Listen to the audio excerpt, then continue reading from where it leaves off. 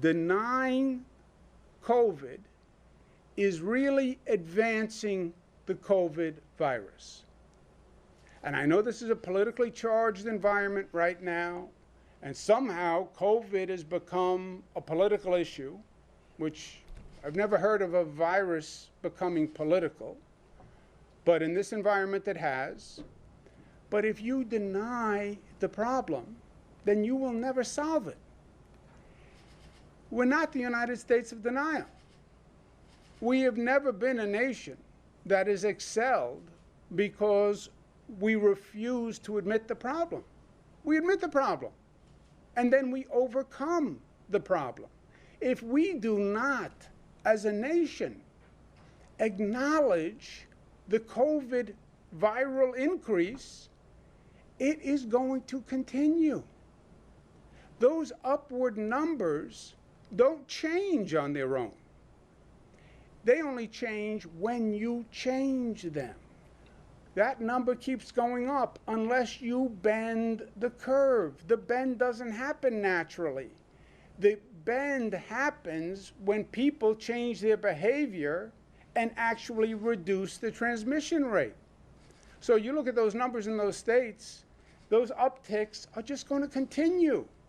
That mountain, that didn't just plateau because God said plateau.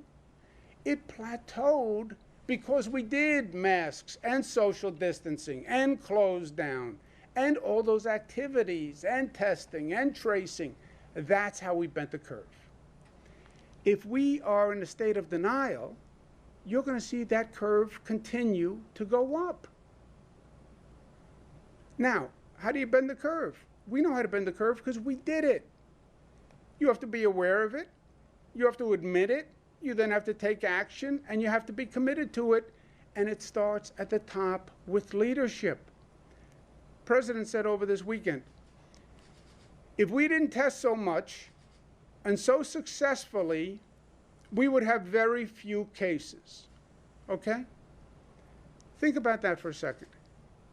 What he's really saying is, if we didn't test, we wouldn't find the cases, and if we didn't find the cases, we wouldn't have a problem. That's incredible, but that's what he is saying.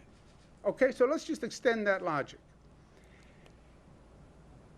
If we don't test, then we won't know, and if you don't know, then you have no problem. It's a great way to go through life, isn't it? So on that theory, let's do no more cancer tests, and that'll solve the problem with cancer. No more mammograms, because we don't want to know, and that'll solve breast cancer. No more prostate checks, that'll solve prostate cancer. No more TB checks, that'll end TB. No more HIV tests, and that will solve the AIDS issue. No, not knowing doesn't mean you don't have a problem.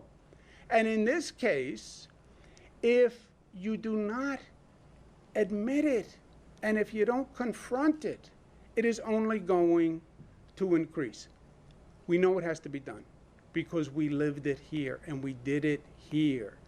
To bend the curve, yes, you have to test, yes, you have to trace, yes, you have to isolate, yes, you have to phase the reopening, and you have to socially distance. But by the way, phasing the reopening is better than reopening recklessly, where you have the states, okay, we're reopened, everybody comes out, the virus goes up, stock market goes down, and now the states are saying we have to close again.